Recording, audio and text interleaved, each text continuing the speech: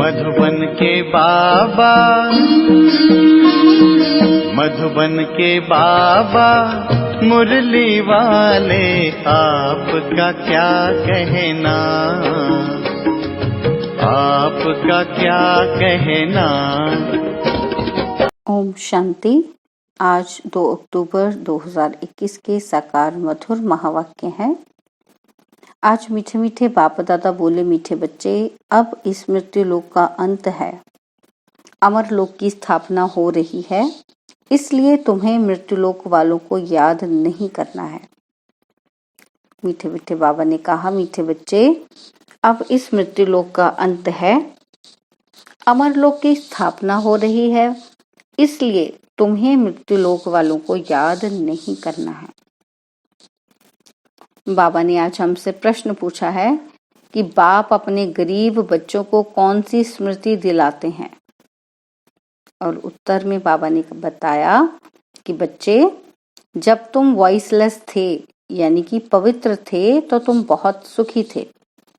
तुम्हारे जैसा साहूकार दूसरा कोई नहीं था, तुम अपार सुखी थे। धरती आसमान सब तुम्हारे हाथ में था। अब बाप तुम्हें फिर से साहूकार बनाने आए हैं। आज मुरली का गीत है, नयनहीन को राह दिखाओ प्रभु, पग पग ठोकर खाओ रे। ओम शांति। मीठे मीठे रूहानी बच्चों, आत्माओं ने गीत सुना।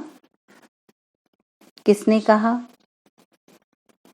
किसने कहा मीठे रूहानी बच्चे? आत्माओं के रूहानी बाप ने। रूहानी बाप को रूहानी बच्चों ने कहा, बाबा, उनको ईश्वर भी कहा जाता है, पिता भी कहा जाता है। कौन सा पिता? परम पिता। बाप हैं दो, एक लौकिक और दूसरा पारलौकिक। लौकिक बाप के बच्चे पारलौकिक बाप को पुकारते हैं, तो हम कहते हैं, हे बाबा। तो बाबा का नाम क्या है? शिव। वह शिव निराकारी पूजा जाता है, उनको कहा जाता है सुप्रीम फादर। लौकिक बाप को सुप्रीम नहीं कहा जाता। ऊंच ते ऊंच सभी आत्माओं का बाप एक ही है। सभी जीव आत्माएं उस बाप को याद करती हैं। आत्माएं यह भूल गई हैं कि हमारा बाप कौन है। पुकारते हैं, ओ गॉड फादर, हम नयनहीन को नयन दो तो हम अपने बाप को पहचाने। भक्ति मार्ग में हम अंधेवन ठोकरें खाते रहते हैं। अब इन ठोकरों से छुड़ाओ। बाप ही कल्प कल्प आकर भारत को हेवन बनाते हैं। अब कलयुग है, सतयुग आने वाला है। कलयुग और सतयुग के बीच को संगम कहा जाता है। यह है पुरुषोत्तम संगम। बेहद का बाप आकर जो भ्रष्टाचारी बन गए हैं, उन्हों को श्रेष्ठाचारी पुरुषोत्तम बनाते हैं। लक्ष्मी नारायण पुरुषोत्तम थे। लक्ष्मी नारायण की डिनास्टी का राज्य था।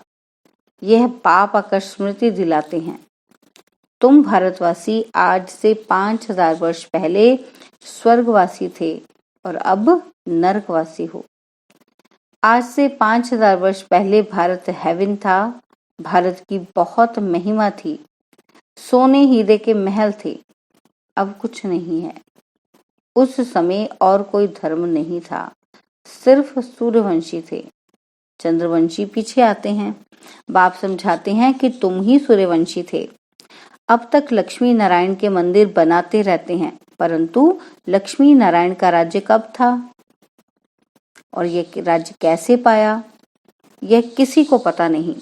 पूजा करते हैं परंतु जानते नहीं, तो ब्लाइंड फेथ हुआ ना, अंधविश्वास हुआ। बस सब लोग कर रहे हैं तो हम भी कर रहे हैं। शिव की, लक्ष्मी नारायण की पूजा करते हैं, बायोग्राफी कोई नहीं जानता, जानते ही नहीं उनके बारे में, बस देखा देखी पूजा कर रहे हैं। तो बाबा कहते हैं, भारतवासी खुद कहते हैं कि हम पतित हैं। हे पतित पावन बाबा, आओ आकर हमको दुखों से, रावण राज्य से लिबरेट करो। बाप आकर सबको लिबरेट करते हैं। लिबरेट करना माना छुड़ाना, आजाद करना। बच्चे जानते हैं कि सतयुग में एक ही राज्य था। कांग्रेसी लोग अथवा बापूजी भी यही मांगते थे कि हमको फिर से राम राज्य चाहिए, हम स्वर्गवासी बनना चाहते हैं। अब नरकवासियों का क्या हाल है देख रहे हो। बाबा कहते हैं इनको कहा जाता है हेल, डेविल वर्ल्ड, और यही भारत डीडी वर्ल्ड था और अब डेविल वर्ल्ड बन गया है। देवताओं की दुनिया थी, अब वो किसकी बन गई है? असुरों की बन गई है ना। बाबा समझाते हैं कि तुमने 84 जन्म लिए हैं, ना कि 84 लाख। बाबा कहते ये तो शास्त्रों में गपोड़े लगा दिए हैं। आज से 5000 वर्ष पहले सदगति मार्ग था, वहां न भक्ति न दुख का नाम निशान था। उनको सुखधाम कहा जाता है। बाप समझाते हैं तुम असल में शांति धाम के रहने वाले हो। तुम जहां पाठ बजाने आए हो, पुनर्जन्म 84 होते हैं, ना कि 84 लाख। अब बेहद का बाप आया है तुम बच्चों को बेहद का वर्षा देने। बाप तुम आत्माओं से बात करते हैं और सत्संगों में मनुष्य को भक्ति की बातें सुनाते हैं। और यहाँ पर बाबा क्या, परमात्मा सत्य बातें बताते हैं, मनुष्य नहीं बताता, स्वयं परमपिता परमात्मा डायरेक्ट बताते हैं। आधा कल्प जब भारत स्वर्ग था, एक भी पतित नहीं था और अब एक भी पावन नहीं है। बाबा कहते ये है पतित दुनिया। और बाप समझाते हैं कि गीता में कृष्ण भगवानुवाच लिख दिया है। बाबा ने कहा कि कृष्ण भगवान नहीं है, ना ही उसने गीता सुनाई। यह लोग अपने धर्म शास्त्र को भी नहीं जानते, अपने धर्म को ही भूल गए हैं। धर्म मुख्य है 4।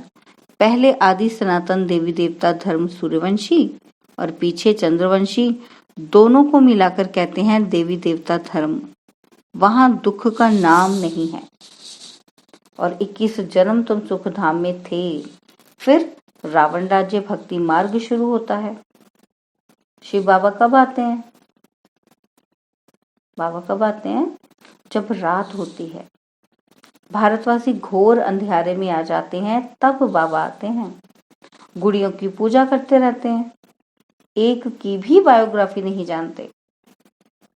मंदिरों में पूजा करते हैं ना, तो बाबा कहते हैं जानते किसी को नहीं है, बस पूजा करते हैं।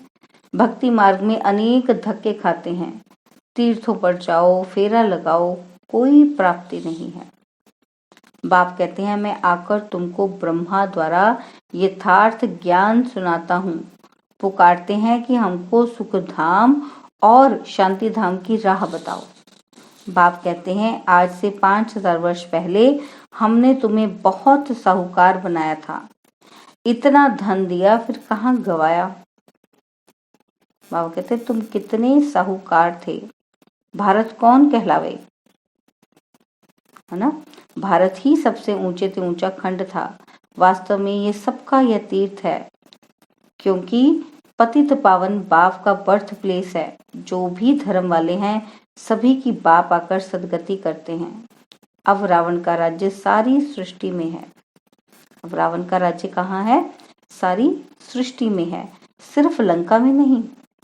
जब सूर्यवंशी राज्य था तब यह विकार नहीं थे, भारत वॉइसलेस था, और अब विशिष्ट है, सब नरकवासी हैं।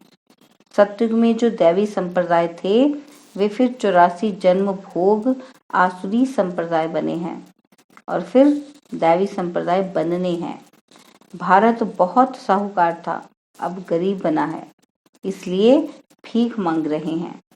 बाप तुम गरीब बच्चों को स्मृति दिलाते हैं। क्या करते हैं बाबा? हम गरीब बच्चों को स्मृति दिलाते हैं कि बच्चे तुम कितने सुखी थे, तुम्हारे जैसा सुख किसी को मिल नहीं सकता। धरती आसमान सब तुम्हारे हाथों में था। शास्त्रों में कल्प की आयु लंबी बताकर सभी को कुंभकर्ण की आसुरी नींद में सुला दिया है। यह भारत शिव बाबा का स्थापन किया हुआ शिवालय था, वहां पवित्रता थी। उस नई दुनिया में देवी देवता राज्य करते थे। मनुष्य तो यह भी नहीं जानते कि राधे कृष्ण का आपस में क्या संबंध है। दोनों अलग अलग राजधानी के थे, फिर स्वयंवर के बाद लक्ष्मी नारायण बने। यह ज्ञान कोई मनुष्य मात्र में नहीं है। स्पिरिचुअल नॉलेज सिर्फ एक बाप ही देते हैं। अब बाप कहते हैं कि आत्म अभिमानी बनो, मुझ अपने परम पिता को याद करो। याद से तमो प्रधान से सतो प्रधान बन जाएंगे। बाबा कहते तुम यहाँ आते हो मनुष्य से देवता अथवा पति से पावन बनने। अब यह है रावण राज्य। भक्ति में रावण राज्य शुरू होता है। सब भक्ति करने वाले रावण के पंजे में हैं। सारी दुनिया 5 विकारों रूपी रावण की कैद में है, शोक वाटिका में है। बाप आकर सबको लिबरेट कर गाइड बन साथ ले जाते हैं। उसके लिए ये महाभारत लड़ाई है जो 5000 वर्ष पहले लगी थी। अब बाप फिर से स्वर्ग बना रहे हैं। ऐसे नहीं जिनको धन बहुत है वह स्वर्ग में है। बाबा कहते अभी है ही नर्क। पतित पावन बाप को कहा जाता है, ना कि नदी को। पतित पावन कौन है? परमात्मा, ना कि कोई नदी। बाबा कहते ये सब है भक्ति मार्ग। यह बातें बाबा ही आकर समझाते हैं। अब यह तो जानते हो कि एक है लौकिक बाप, दूसरा है पारलौकिक, और बाबा कहते तीसरा है अलौकिक। अब पारलौकिक बाप शिव बाबा ब्रह्मा द्वारा ब्राह्मण धर्म स्थापन करते हैं। ब्राह्मणों को देवता बनाने के लिए राजयोग सिखलाते हैं। आत्मा ही पुनर्जन्म लेती है। आत्मा ही कहती है कि मैं एक शरीर छोड़ दूसरा लेती हूँ। बाप कहते हैं अपने को आत्मा समझ मुझ बाप को याद करो तो तुम पावन बन जाओगे। कोई भी देहधारी को याद नहीं करो। बाबा कहते अब मृत्यु लोक का अंत है और अमर लोक की स्थापना हो रही है। बाकी सब अनेक धर्म खलास हो जाएंगे। सत्युग में एक ही देवी देवता धर्म था। फिर चंद्रवंशी राम सीता त्रेता में थे। तुम बच्चे सारे चक्र को याद दिलाते हैं, है ना? बाबा कहते तुम बच्चों को सारे चक्र की याद दिलाते हैं। बाबा शांति धाम और सुख धाम की स्थापना बाप ही करते हैं। मनुष्य को सदगति दे नहीं सकते, वह सब हैं भक्ति मार्ग के गुरु। अभी तुम हो ईश्वरीय संतान। बाबा से राज्य भाग्य ले रहे हो। यह राजधानी स्थापन हो रही है। प्रजा तो बहुत बननी है। कोटों में कोई राजा बनते हैं। सत्य को कहा जाता है फूलों का बगीचा, और अब है कांटों का जंगल। रावण राज्य बदल रहा है। बाबा कहते विनाश होना है। यह ज्ञान अब तुमको मिल रहा है। लक्ष्मी नारायण को यह ज्ञान नहीं रहता। पराय लोप हो जाता है और भक्ति मार्ग में बाप को कोई भी यथार्थ नहीं जानते हैं। बाप है रचयिता। ब्रह्मा विष्णु शंकर भी रचना है। बाबा कहते सर्वव्यापी कहने से वर्षे का हक खत्म हो जाता है। बाबा आकर सबको वर्षा देते हैं। 84 जन्म वही लेते हैं जो पहले पहले सतयुग में आते हैं। क्रिश्चियन लोग करके 40 जन्म लेते होंगे। एक भगवान को ढूंढने के लिए कितने धक्के खाते हैं। अब तुम धक्के नहीं खाएंगे। एक बाप को याद करो तो तमो प्रधान से सतो प्रधान बन जाएंगे। बाबा कहते ये है यात्रा, ये है गॉड फादरली यूनिवर्सिटी। तुम्हारी आत्मा पढ़ती है। साधु संत कह देते हैं कि आत्मा निर्लेप है, लेकिन आत्मा ही कर्मों अनुसार दूसरा जन्म लेती है। आत्मा ही अच्छा व बुरा कर्म करती है। इस समय यानी कि कलयुग में बाबा कहते तुम्हारे कर्म विकर्म होते हैं और सतयुग में तुम्हारे कर्म अकर्म होते हैं। वहां विकर्म होता ही नहीं। वह है पुण्य आत्माओं की दुनिया। अच्छा, मीठे मीठे सिकिलदे बच्चों प्रति माता पिता बाप दादा का याद प्यार और गुड मॉर्निंग। रूहानी बाप की रूहानी बच्चों को नमस्ते। हम रूहानी बच्चों की रूहानी बाप दादाजी को दिलवा जान सिकवा प्रेम से नमस्ते। ओम शांति। प्यारे बाबा, मीठे बाबा, मेरे बाबा, शुक्रिया बाबा, शुक्रिया बाबा, शुक्रिया बाबा। धारणा के लिए मुख्य सार है। पहला पॉइंट है कि बाबा कह रहे हैं एक बाप से बेहद का वर्षा लेना है, श्रेष्ठ कर्म करने हैं। जब बाप मिला है तो किसी भी प्रकार के धक्के नहीं खाने हैं। और सेकंड पॉइंट है कि बाप ने जो स्मृति दिलाई है उसे स्मृति में रख अपार खुशी में रहना है। कोई भी देहधारी को याद नहीं करना है। और बाबा ने आज हमें वरदान दिया है कि निमित्तपन की स्मृति द्वारा अपने हर संकल्प पर अटेंशन रखने वाले निवारण स्वरूप भव। निमित्तपन की स्मृति द्वारा अपने हर संकल्प पर अटेंशन रखने वाले निवारण स्वरूप भव। निमित्त बनी हुई आत्माओं पर सभी की नजर होती है, क्योंकि जो सामने है उन पर देखेंगे ना सभी, जो हमारे सीनियर हैं, जो हमें इस पद पर लेके जाने वाले हैं, गाइड करने वाले हैं, वो निमित्त आत्माएं हैं। तो बाबा कहते हैं सभी उनको देखते हैं। इसलिए निमित्त बनने वालों को विशेष अपने हर संकल्प पर अटेंशन रखना पड़े, क्योंकि बाबा ने हमें क्या बनाया है। बाबा कहते हैं आप मेरे बच्चे बने हो, अब आपने दूसरों को देना है, तो आप निमित्त हो, यानी कि हम जैसा सोचेंगे सामने वाले पर वैसा प्रभाव पड़ेगा। तो बाबा कहते हैं अगर निमित्त बने बच्चे कारण सुनाएंगे तो आप जिनको बता रहे हो, जो आपको फॉलो कर रहे हैं, आपको देखकर इस मार्ग पर चले हैं, वो भी ऐसे बहाने बनाएंगे। ठीक है। तो बाबा कहते अगर निमित्त बनने वालों में कोई कमी है तो वह छिप नहीं सकती। इसलिए विशेष अपने संकल्प, वाणी और कर्म पर अटेंशन दे, निवारण स्वरूप बनो। ठीक। स्लोगन है ज्ञानी तो आत्मा वह है जिसमें गुण व विशेषताओं का भी अभिमान ना हो, वो ज्ञानी है। जिसको अभिमान हो गया वो ज्ञानी नहीं है, वो अभिमानी है। तो आज हम मातेश्वरी जी के भी वाक्य सुनेंगे कि वो हमें किस बात पर क्लैरिटी दे रही हैं। तो उनके अनमोल वाक्य हैं कि मनुष्य की एम ऑब्जेक्ट क्या है, उसे प्राप्त करने का यथार्थ तरीका। बाबा ने बताया ना हमारी एम ऑब्जेक्ट क्या है, तो उसको प्राप्त करने का सही तरीका क्या है। तो मातेश्वरी जी कह रही हैं कि हर एक मनुष्य को यह सोचना जरूर है कि अपनी जीवन अच्छी बनाने के लिए क्या उचित है, कि मैं क्या करूं, क्या ठीक है। मनुष्य की लाइफ किस लिए है, उसमें क्या करना है। अब अपनी दिल से पूछो कि वो मेरी जीवन में परिवर्तन हो रहा है, मेरा जीवन ऐसे पलट रहा है, चेंजेस आ रही हैं। मनुष्य जीवन में पहले तो नॉलेज चाहिए, फिर इस जीवन की एम ऑब्जेक्ट क्या है, ज्ञान चाहिए ना पहले, तभी तो सोचेंगे। तो यह तो जरूर मानेंगे कि इस जीवन को सर्वदा सुख और शांति चाहिए, यही चाहिए ना हमको। क्या अभी वो मिल रही है? चेक करो। इस घोर कलयुग में तो दुख अशांति के सिवाय और कुछ है ही नहीं। अब सोचना है कि सुख शांति मिलेगी कैसे। सुख और शांति यह दो शब्द जो निकले हैं वो जरूर इसी दुनिया में कब हुए होंगे, तभी तो इन चीजों की मांगनी करते हैं। अगर कोई मनुष्य ऐसे कहे कि हमने ऐसी दुनिया देखी ही नहीं, तो फिर उस दुनिया को तुम कैसे मानते हो। इस पर समझाया जाता है। क्या समझाते हैं कि यह दिन और रात जो दो शब्द हैं, तो जरूर रात और दिन चलता होगा, है ना।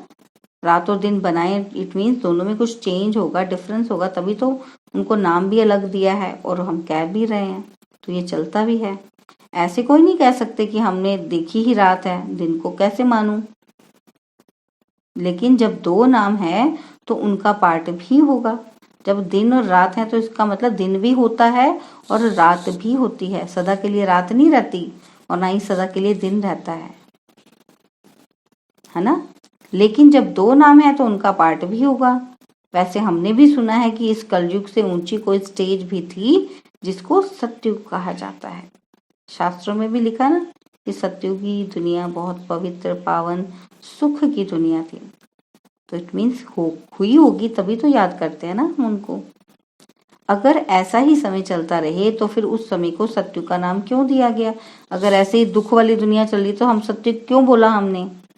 तो यह सृष्टि अपनी स्टेज बदलती रहती है। जैसे किशोर, बाल, युवा, वृद्ध बदलते रहते हैं, वैसे ही सृष्टि भी बदलती रहती है। जैसे देखो दिन शुरू होता है और कैसे कैसे दिन चढ़ता चढ़ता धीरे धीरे शिखर दोपहर आ जाती है, फिर ढलती ढलती शाम आ जाती है और शाम से कैसे धीरे धीरे रात आ जाती है। तो जैसे ये चक्र चलता रहता है, ऐसे ही सृष्टि भी चक्र बदलती रहती है। इतना धीरे बदलती है कि हमें पता ही नहीं चलता। जैसे दिन से कब दोपहर हो गई, दोपहर से कब रात हो गया, दिन खत्म हो गया, पता ही नहीं चला। ऐसे ही हम बच्चे होते हैं, फिर बड़े होते हैं, किशोर होते हैं, फिर युवावस्था में पहुंचते हैं, वृद्ध हो जाते हैं, पता ही नहीं चलता जीवन कैसे निकल गया, हम इतने साल के कैसे हो गए, है ना। तो आज के जीवन और उस जीवन में कितना फर्क है, तो उस श्रेष्ठ जीवन को बनाने का प्रयत्न करना है। और निराकारी दुनिया, आकारी दुनिया और साकारी दुनिया का विस्तार, अब इसके बारे में क्लैरिटी दे रही हैं कि इस पूरे ब्रह्मांड के अंदर 3 दुनियाएं हैं। एक है निराकारी दुनिया, दूसरी है आकारी और तीसरी है साकारी। अब यह तो जान लिया कि निराकार सृष्टि में तो आत्माएं निवास करती हैं और साकार सृष्टि में साकार मनुष्य संप्रदाय निवास करते हैं। बाकी है आकारी सूक्ष्म सृष्टि। अब विचार चलता है कि क्या यह आकारी सृष्टि सदा ही है या कुछ उस समय पार चलता है। दुनियावी मनुष्य तो समझते हैं सूक्ष्म दुनिया कोई ऊपर है, वहां फरिश्ते रहते हैं, उनको ही स्वर्ग कहते हैं और वहां जाकर सुख भोगेंगे। लेकिन अब यह तो स्पष्ट है कि स्वर्ग और नर्क इसी सृष्टि पर होता है, क्योंकि बताया ना कि कैसे चेंज होता है, साइकिल चेंज होता है। बाकी यह जो सूक्ष्म आकारी सृष्टि है, यहाँ शुद्ध आत्माओं का साक्षात्कार होता है। जो सूक्ष्म वतन है वहां पर क्या है, शुद्ध आत्माओं का साक्षात्कार होता है। ठीक है, हम इंट्यूटिवली उनसे मिलते हैं, शुद्ध आत्माओं से। वो तो द्वापर से लेकर शुरू हुए हैं। जब भक्ति मार्ग शुरू होता है तो इससे सिद्ध है कि निराकार सृष्टि और साकार सृष्टि सदा ही है। निराकारी सृष्टि माना आत्माओं की दुनिया और साकार सृष्टि माना यहाँ मनुष्य आत्माओं की दुनिया, ये सदा सदा की ही है। बाकी सूक्ष्म दुनिया सदा तो नहीं कहेंगे, उसमें भी खास ब्रह्मा विष्णु शंकर का साक्षात्कार इसी समय हमको होता है, क्योंकि इसी समय परमात्मा 3 कर्तव्य करने के लिए 3 रूप रचते हैं। ओम शांति।